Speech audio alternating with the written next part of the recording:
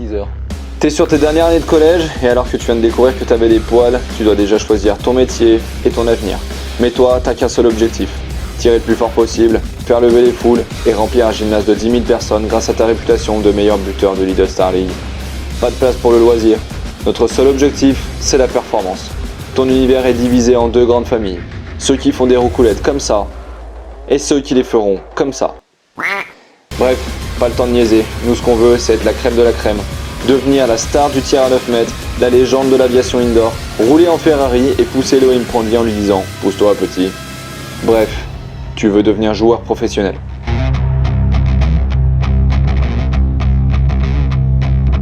Bon, on va détailler tout ça quand même. Tu l'as compris, devenir joueur professionnel, c'est pas vouloir devenir la future star. Ça va être surtout un travail sur du long terme.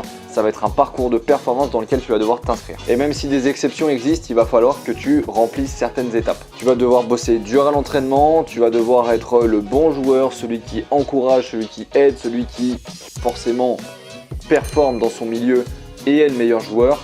Mais surtout, c'est une aventure humaine et il va falloir que tu sois bon sous tous les angles. Le parcours, il n'est pas difficile à retenir parce qu'au final, c'est une découpe de territoire. Ça va être le département, ça va être la région, puis la nation. Donc tu le vois, au final, c'est un parcours de performance dans lequel tu vas devoir t'inscrire pour arriver au bout de l'objectif, celui d'être le meilleur joueur sur ton territoire.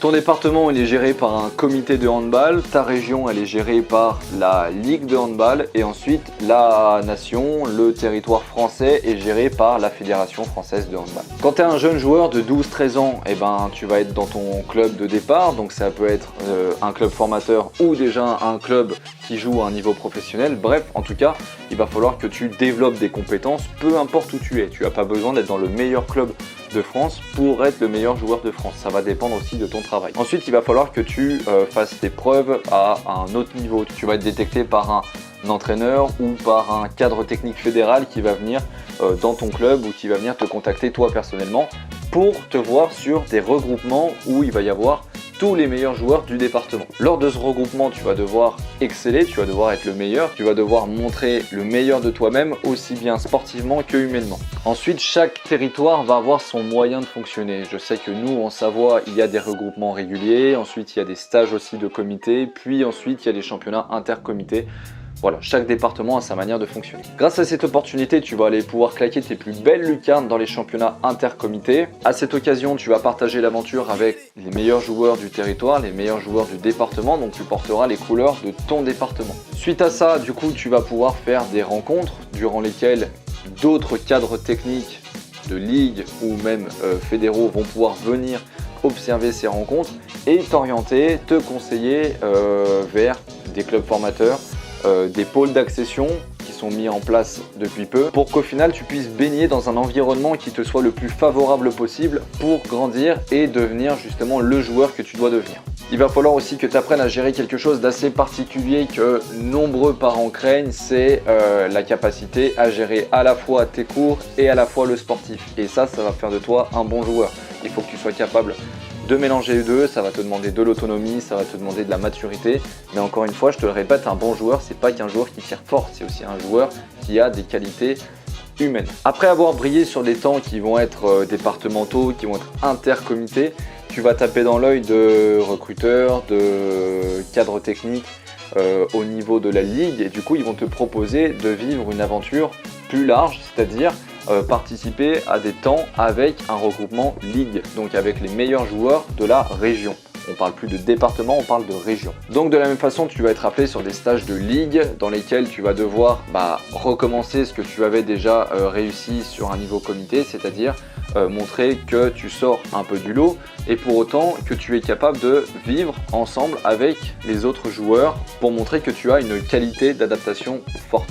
Suite à ça, la suite de l'aventure, de manière un peu plus officielle, ça va être de t'orienter vers des pôles d'excellence qui sont de plus en plus loin parce qu'ils sont un peu plus rares et du coup ça va te permettre non seulement d'être encore une fois avec des joueurs de ton niveau, en tout cas des joueurs qui excellent aussi dans la pratique, mais ça va être aussi le moyen de commencer à mettre un peu un pied dans la vie professionnelle. C'est-à-dire que là tu vas avoir plus d'entraînement par semaine, tu vas avoir des conditions un peu plus stressantes et pour autant tu vas être aussi dans de nouvelles circonstances scolaires et du coup tu vas devoir apprendre à gérer tout ça en même temps. Donc tu vois, le parcours est quand même assez difficile. Si tu excelles dans tout ça, tu vas avoir l'occasion de pouvoir te présenter sur des temps un petit peu plus intensifs qu'on appelle là cette fois-ci les interpôles. Tu vas représenter ta ligue, ta région dans une grande compétition où tu vas t'opposer avec tous les pôles de France. Bref, lors de cet événement qui au final va regrouper tous les meilleurs joueurs de France, et ben, il va falloir à nouveau montrer que tu es le meilleur. Donc là,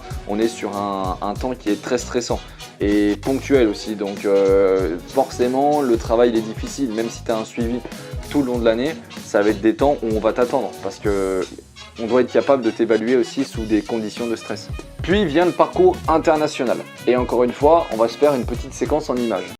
Il commence par les sélections nationales jeunes, moins de 18, qui durant 3 ans participent à des compétitions, mais surtout doivent se qualifier pour participer aux championnats d'Europe et du monde réservés à leur catégorie.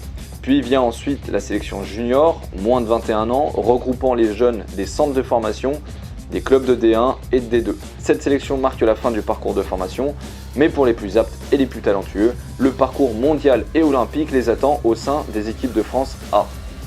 Forcément, jouer en équipe de France, ça fait rêver, mais c'est pas forcément l'objectif final. L'objectif final, c'est de pouvoir exister au sein d'une équipe professionnelle et faire partie de ce parcours d'excellence. On parle vraiment des meilleurs joueurs du monde, enfin en tout cas de France pour ma part.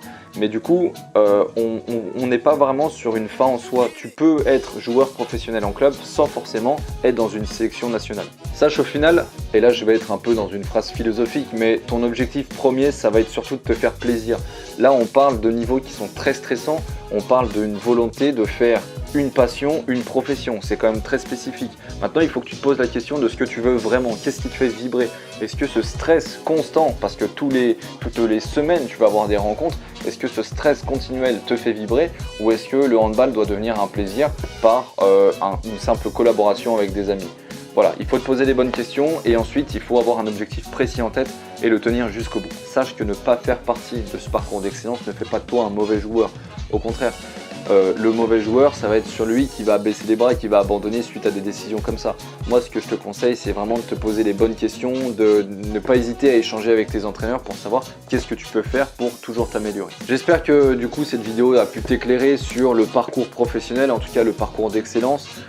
N'hésite pas à me poser toutes les questions que tu veux sur les réseaux, je suis plutôt ouvert à ça, j'essaie de vous répondre le plus vite possible.